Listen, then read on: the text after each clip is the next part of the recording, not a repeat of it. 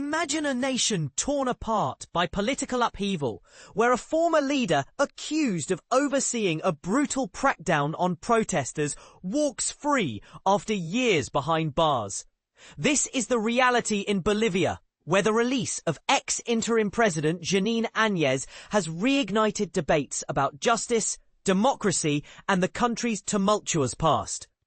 After nearly 5 years in prison, Áñez was released following a Supreme Court ruling that overturned her conviction for allegedly orchestrating a coup to seize power. The 58-year-old emerged from the Miraflores Women's Orientation Center in La Paz on Thursday, declaring, "The monster had to go for me to walk free." This dramatic statement referred to the end of nearly 2 decades of rule by the left-wing Movimiento al Socialismo, MAS party, a period she clearly views as oppressive. But here's where it gets controversial. Áñez insists there was never a coup, only an electoral fraud that forced Bolivians to rise up. The monster had to go for it to be recognized that there was never a coup d'etat in this country, she added, waving a Bolivian flag.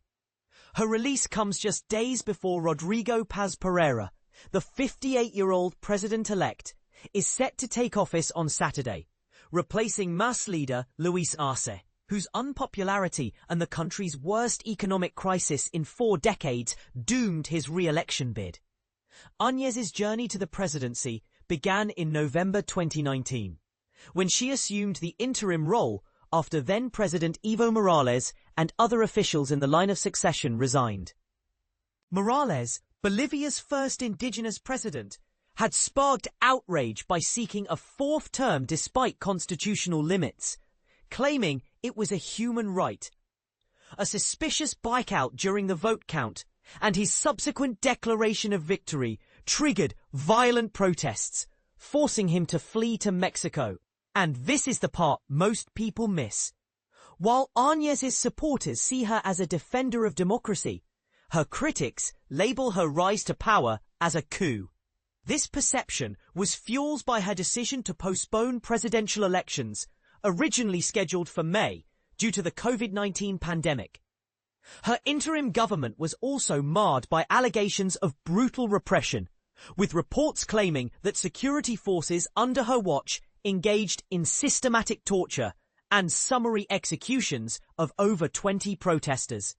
Áñez initially ran in the 2020 election, but withdrew after polling poorly. The race was ultimately won by Arce, who is now being replaced by Paz Pereira.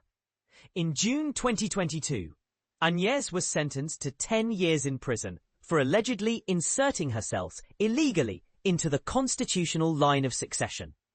However, the Supreme Court's recent ruling declared her actions a constitutional necessity, aimed at preserving the institutional continuity of the Bolivian state. Is Áñez a hero who saved Bolivia from authoritarianism? Or a figure who exploited chaos for personal gain? Her release has sparked fierce debates, with her children even expressing hope that she'll be invited to Paz Pereira's inauguration.